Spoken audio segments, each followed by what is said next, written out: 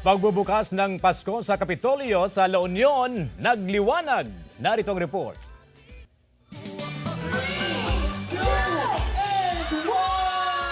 Nagliwanag ang paligid ng La Union Provincial Capitol Building sa mga nagniningning na Christmas displays sa pagbubukas ng Pasko sa Kapitolyo 2023. Iba't ibang hugis, laki at disenyo ng mga palamuti na pinailawan ng magkukulay na Christmas lights ang makikita sa Capitol Compound. Ang ilan, sinulit ang pagkakataon para makapag-selfie sa mga display. Kitang-kita naman po natin na very successful itong event po natin, yung pagbubukas ng Pasko sa Kapitolyo 2023. Mas naramdaman pa ng mga dumalo sa lighting ceremony ang Christmas vibes nang makitang mag-perform ang mga hinahangaang Kapuso stars sa Kapuso Artist Participation.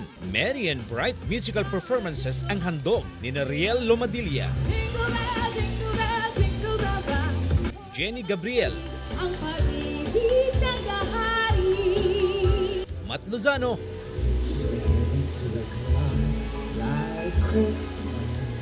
Mikey Quintos, at Rocco Nasino. Sarap sa pakiramdam na pagka nagpo-perform ka, alam mo yun, parang pakiramdam mo na well-loved ka ng mga tao. So, thank you mga taga La Union. Feel na feel ko na yung Christmas vibes. Ang masasabi ko lang, nagulat ako dun sa Pasko.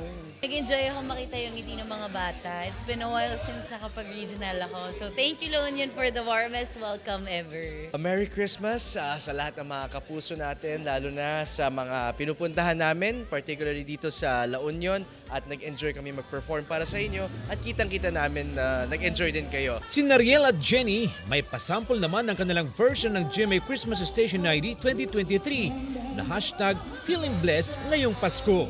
Ikaw ang blessing ko ngayong Pasko.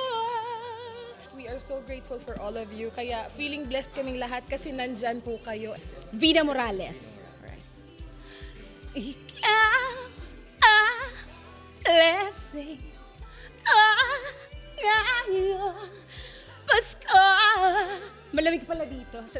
Sulit naman daw ang panonood ng ilang fans sa pamaskong handog ng GMA Regional TV. Sobrang na-enjoy namin yung performances nila Rocco Nasino tsaka ni Mikey Quintos. Na-entertain ang lahat.